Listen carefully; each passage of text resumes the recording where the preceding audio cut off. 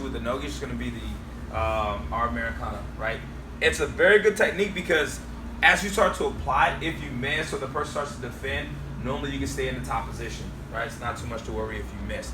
With the armbar, sometimes if you dismount, you come off the armbar, if you don't complete the technique or they defend well, right, you can end up in the bottom position or maybe get your guard pass from there, right? So we'll just start with this super basic technique and then we'll build from there.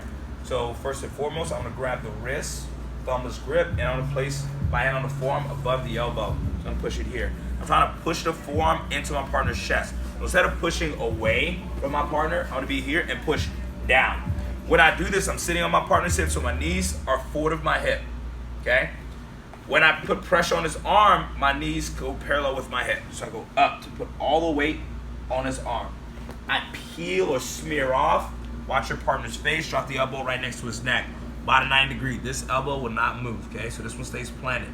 Since I'm so pitched to one side, I want to do an underhook or a grapevine of my partner's leg on the opposite side. Okay? This is going to prevent Gino, if he's on bottom trying to push me over this way, this hook kind of slows him down.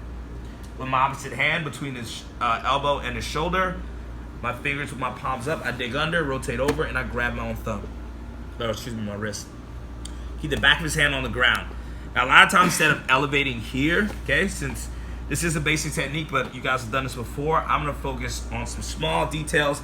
So before I start to try to execute the technique, I'm going to pull his elbow as close as I can to his body before I start to paint back.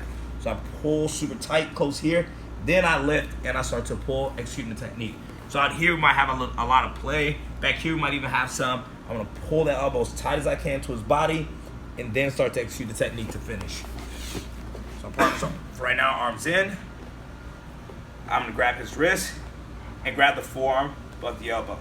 I draw it down, drop the elbow next to the neck here. As soon as I get over to this side, I grapevine on the opposite side leg.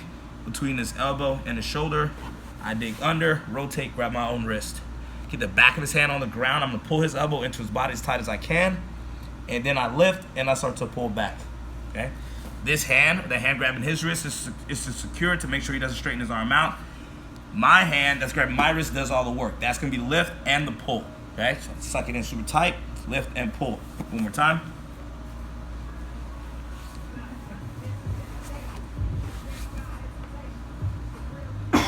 Right? It's not a big movement. We're pulling it from out here.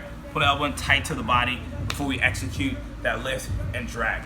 Okay? Let's work on it. On two, 1, 2. Let's go.